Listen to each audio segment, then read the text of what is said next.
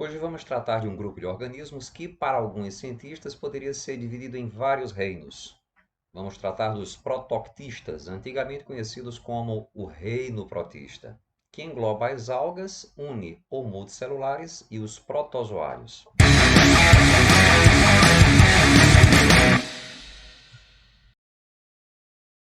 E começamos pelas algas, que são organismos uni ou multicelulares, eucarióticos, fotossintetizantes, dotados de parede celular, celulósica ou formada por outros materiais, sendo eles organismos aquáticos ou terrestres úmidos. Algumas algas podem ser encontradas em ambientes terrestres, mas com muita umidade.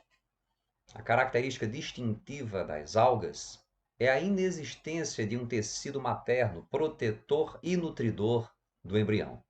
Existem hoje mais de 30.000 espécies conhecidas de algas, que podem ser, como já dito, unicelulares ou multicelulares. As algas multicelulares formam aquilo que nós chamamos de fitoplâncton, conjunto de organismos microscópicos que flutuam livremente, é o que dá a coloração esverdeada aos ambientes aquáticos. As algas macroscópicas, as algas multicelulares, não apresentam tecidos verdadeiros, apresentam estruturas semelhantes a caules, a folhas, algumas vezes apresentam até estruturas muito semelhantes a frutos, mas com função completamente diferente, e que nós chamamos de talo. A importância das algas para os seres humanos e para os ecossistemas está basicamente na questão do fornecimento de oxigênio. Se alguém falou para vocês que a Amazônia é o pulmão do mundo, essa pessoa está mentindo. O grande responsável pela manutenção da taxa em torno de 21% de oxigênio na nossa atmosfera são as algas, são as microalgas, especificamente falando. Muitas delas são utilizadas como alimento, principalmente no Oriente, no Japão. A laminária, por exemplo, que é uma alga marrom, é muito utilizada para a preparação de sopas. Quem já comeu sushi, sushi verdadeiro pelo menos, ele é preparado com algas. Muitas algas apresentam substâncias diversas formando sua parede celular, em especial o agar e a carragenina, que são utilizadas muitas vezes na cosmética, na preparação de cosméticos. Outras produzem substâncias que são bastante utilizadas na culinária para a preparação de materiais utilizados em doces, em sorvetes. Outras ainda produzem substâncias que são utilizadas para a preparação de medicamentos. O agar, ainda produzido por algumas espécies de algas, é bastante utilizado em laboratório para a preparação de meios de cultura.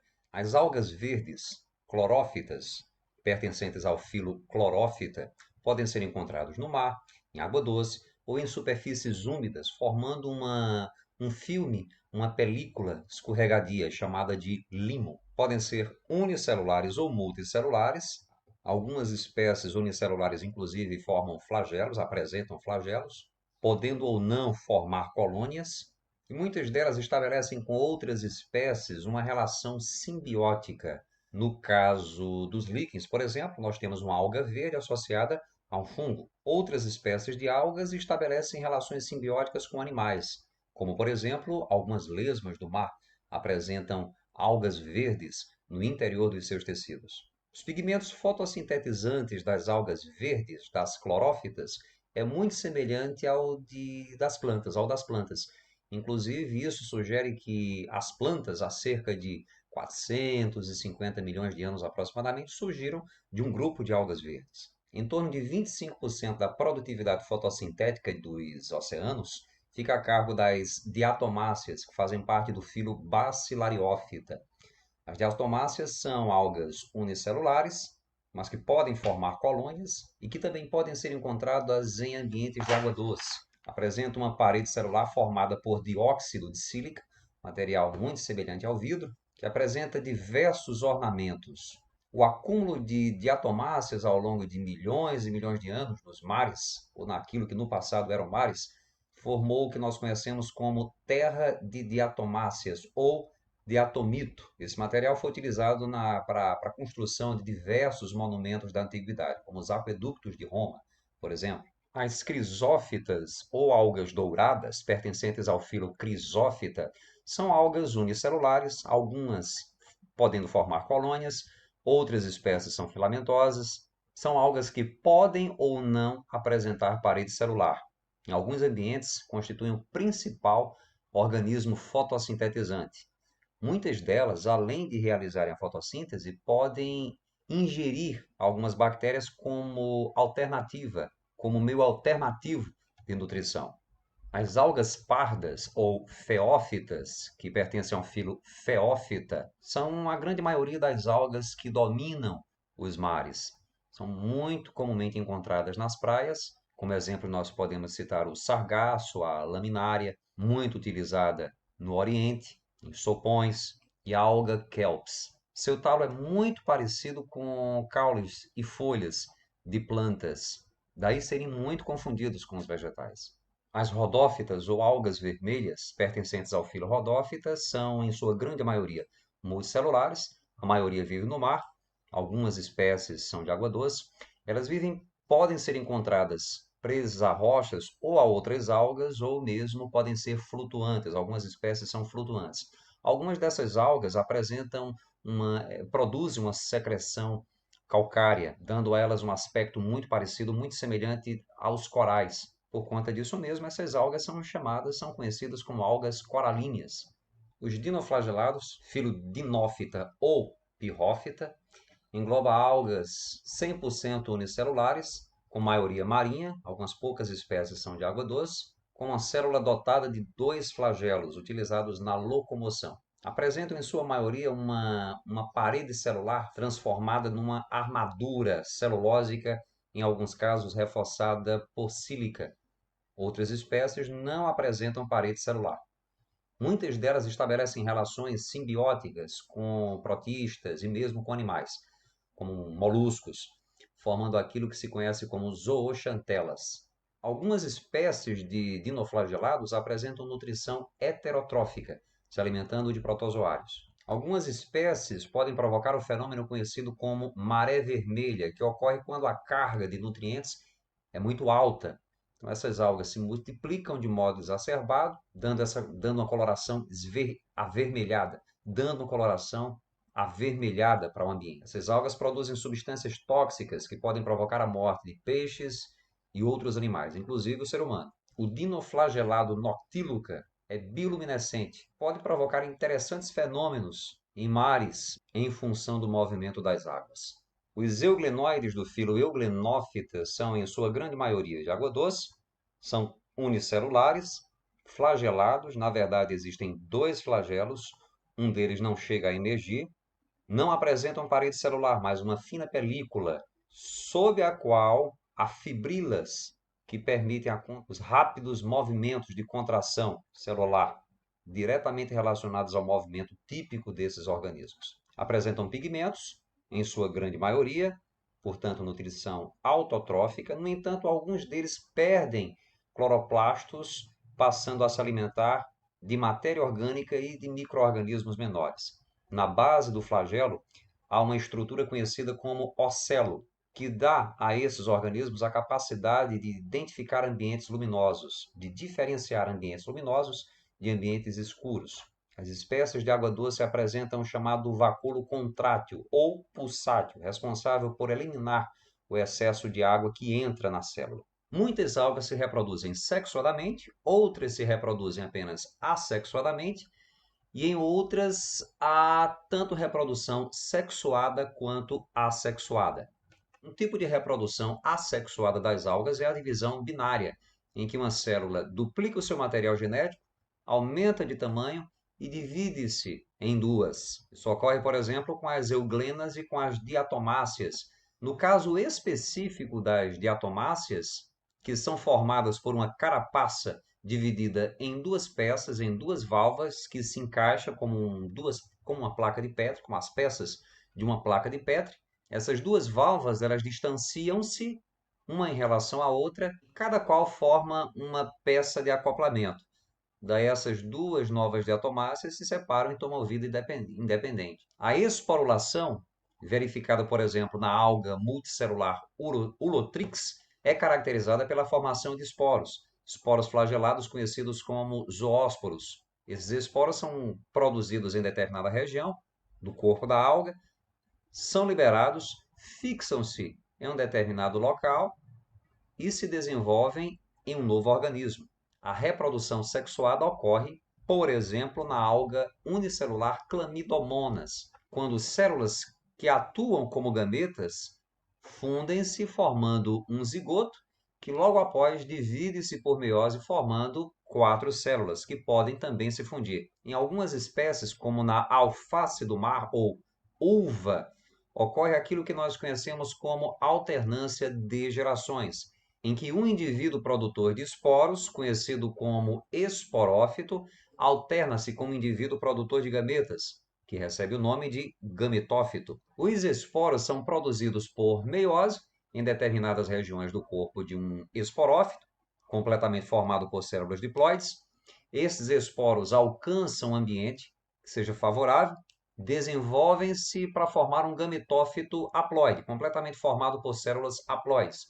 Em determinadas regiões do corpo desse gametófito, formam-se por mitose gametas que são liberados, fundem-se para formar uma célula ovo ou zigoto, que, através de mitoses sucessivas, forma novamente um esporófito.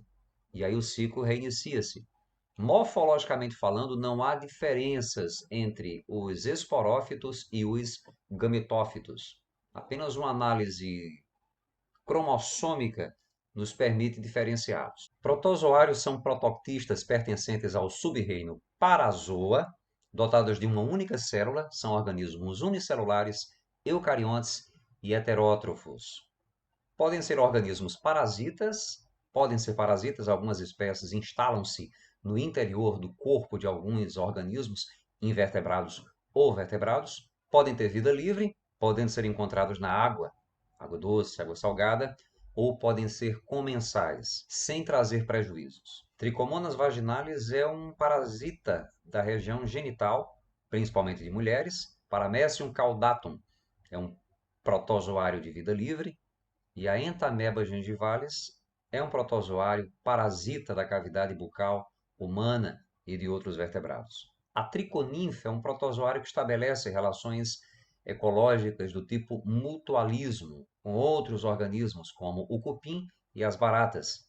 Os cupins, por exemplo, se alimentam de celulose, encaminham essa celulose para a triconinfa, A triconinfa produz a celulase que digere a celulose, a enzima capaz de digerir a celulose. Parte da energia resultante fica para a triconinfa, parte fica para os cupins ou para as baratas.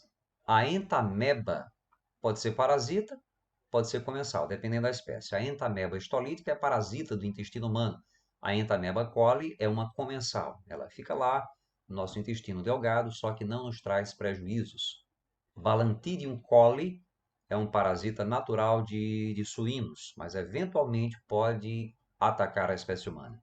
Algumas estruturas especializadas podem estar presentes em algumas espécies de protozoários. Como no caso do paramécio, nós encontramos os cílios, estruturas responsáveis pela locomoção desses organismos. Os cílios são estruturas minúsculas derivadas dos centríolos e e presentes em grande número. O paramécio também apresenta uma estrutura conhecida como esôfago ou cetóstoma, que é uma estrutura utilizada para assimilação, para englobamento de partículas alimentares. O poro anal ou citoprócto, ao contrário, é responsável pela eliminação de resíduos do metabolismo. Encontramos também no paramécio de água doce uma estrutura conhecida como vacúolo contrátil, que também está presente lá nas euglenas e é responsável pela eliminação de excesso de água.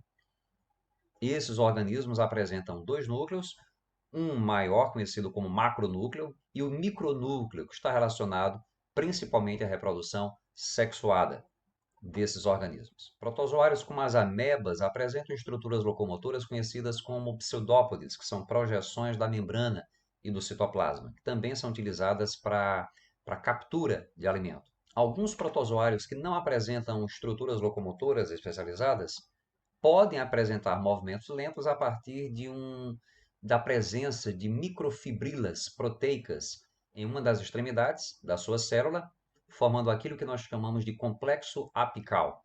É o caso dos protozoários que provocam a malária e a toxoplasmose. A evolução dos protozoários não está muito bem esclarecida, e tudo indica que eles descendem de várias linhagens ancestrais. Vamos aqui trabalhar 6 filos. E o primeiro é o filo Rhizópoda ou Sacodina, que engloba os protozoários que se movimentam através de projeções das projeções citoplasmáticas e membranosas que nós conhecemos como pseudópodes. Existem espécies de água doce, de água salgada, de vida livre, portanto, existem espécies comensais, aquelas que vivem no interior de outros organismos, sem lhes trazer prejuízos, e existem as espécies parasitas. Entamoeba coli, por exemplo, é uma ameba comensal da espécie humana. Os actinópodes são protozoários que apresentam pseudópodes filamentosos que partem de um eixo central na forma de raios. É o caso dos heliozoários, que apresentam microesqueleto, e dos radiolários. Os radiolários são exclusivamente marinhos. Os heliozoários são, em sua maioria, de água doce. Os foraminíferos são protozoários, também se movimentam a partir da projeção de pseudópodes, só que eles apresentam uma carapaça formada por carbonato de cálcio, sílica ou calcário selecionado de partículas da areia. A maioria dos foraminíferos vive no mar. Protozoários apicomplexos são aqueles que apresentam a estrutura conhecida como complexo apical, estrutura que é utilizada para perfurar as células dos hospedeiros, já que esse grupo de protozoários é formado por indivíduos, por espécies parasitas. Como já citado, para a espécie humana, a malária e a toxoplasmose são doenças provocadas por protozoários desse grupo. No passado, esse grupo era conhecido como o grupo dos esporozoários. Os flagelados são protozoários que se movimentam a partir do batimento de estruturas conhecidas como flagelos, que, assim como ocorre com os cílios, derivam dos centríolos. Os flagelados, do filo Zoomastigóphora, podem ser também encontrados na água doce ou na água salgada, sendo de vida livre, em geral livre-natantes, ou, como também podem ser sésseis, vivendo no sedimento. Doenças humanas como a giardíase, doença de Chagas, leishmaniose e tricomoníase são provocadas por flagelados. Os ciliados, que fazem parte do filo Ciliófora, são os protozoários que se movimentam a partir do batimento de cílios. Assim como ocorre com os flagelados, existem espécies parasitas e espécies de vida livre. Grande diferença entre cílios e flagelos está no tamanho e no número por célula. Quando os flagelos são longos, os cílios são mais curtos. Flagelos estão em número pequeno por célula, os cílios são muito mais numerosos. Boa parte dos protozoários se reproduz por bipartição, divisão binária, onde uma célula parte-se ao meio depois de aumentar em volume e duplicar o seu material genético, divide-se ao meio formando dois indivíduos. Onde há uma conjugação de dois indivíduos, podem ocorrer processos sexuados de reprodução, fusão de núcleos com a posterior divisão meiótica. Vive com os homens como se Deus te estivesse a ver. Fala com Deus como se os homens te estivessem a ouvir.